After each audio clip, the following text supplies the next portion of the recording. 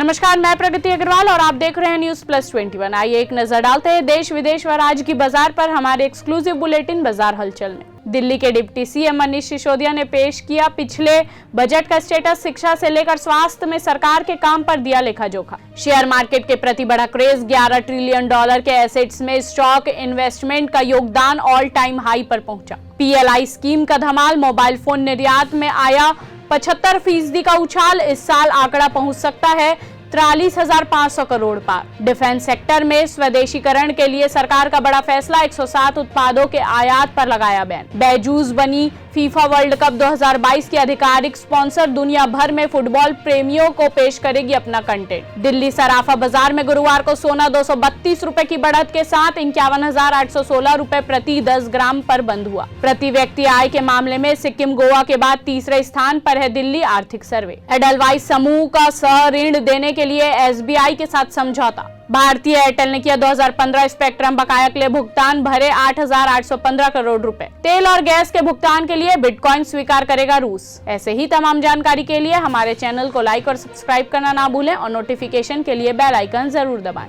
देखते रहिए news plus 21, आपके हक की बात।